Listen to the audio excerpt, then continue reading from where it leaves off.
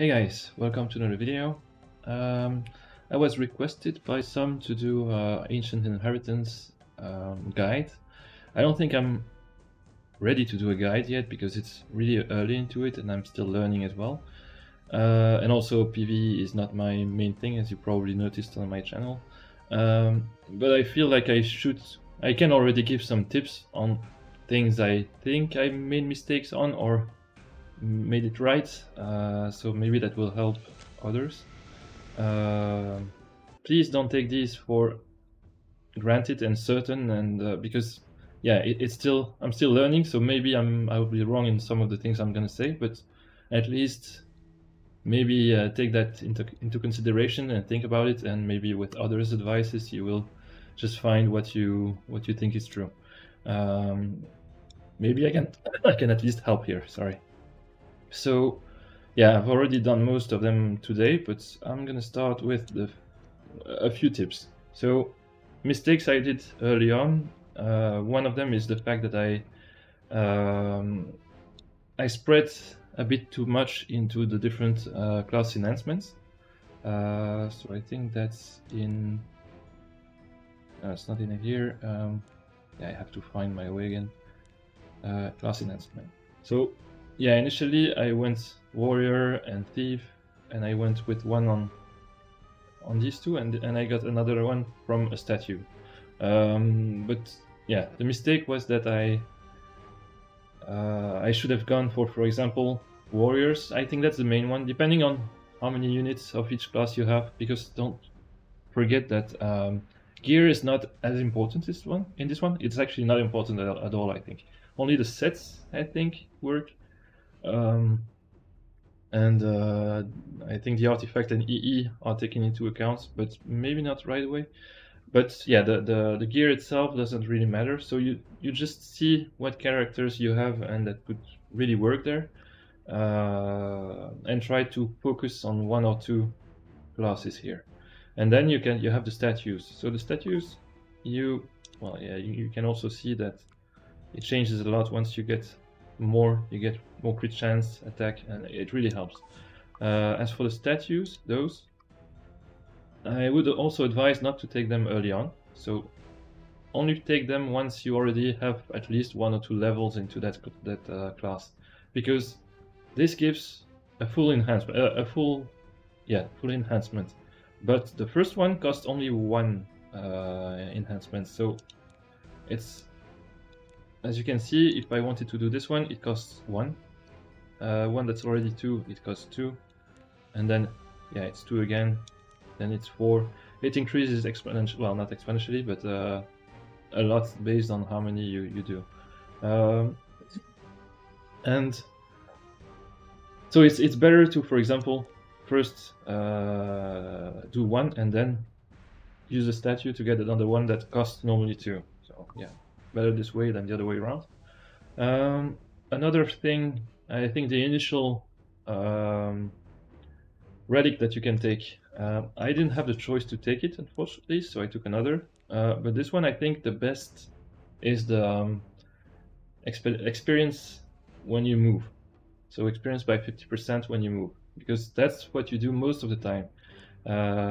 Initially, I thought I would fight a bit more monsters, but actually no, you just avoid most of them. Sometimes you just kill one because there's a good chest behind it, but most of the time you just avoid them, except the mini bosses here, and of course those that you need to kill to reach the main boss. So yeah, and this one we killed as well because there was a chest for the whole guild and another one. But yeah, as you can see, it's not. Yeah, I don't know what I wanted to say. Yeah, it's a good one to have, the move one, but not the monster or any other, I think. Again, it's something I think from the second day in.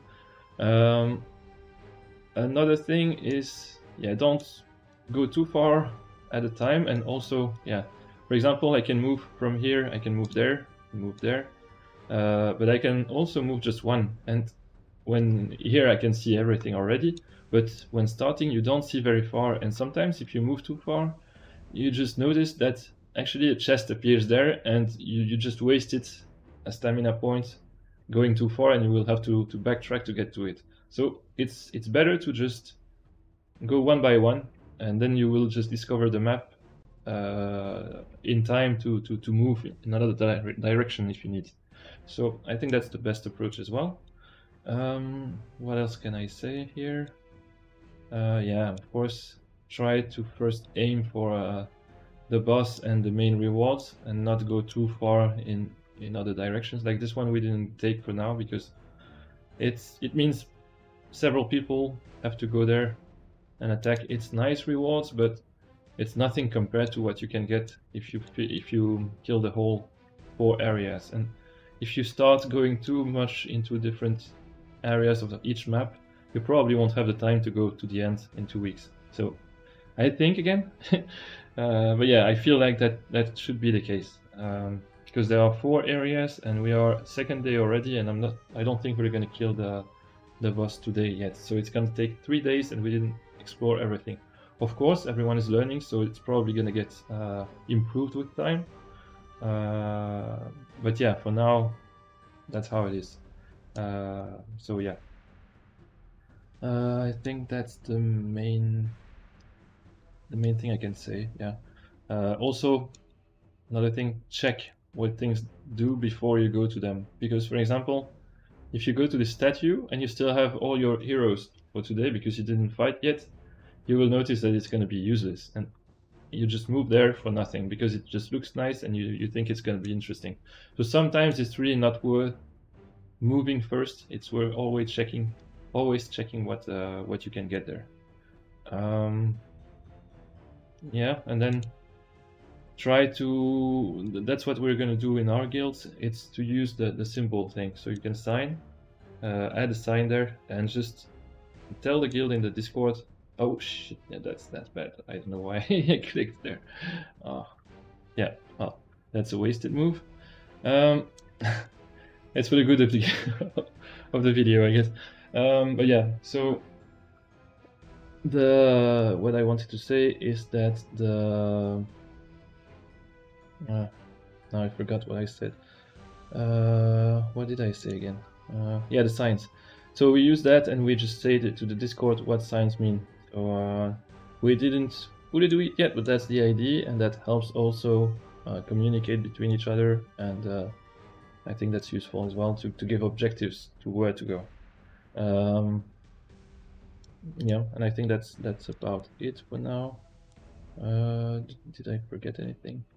Yeah, the map is really, yeah, it shows you where the symbols are, but that's about it.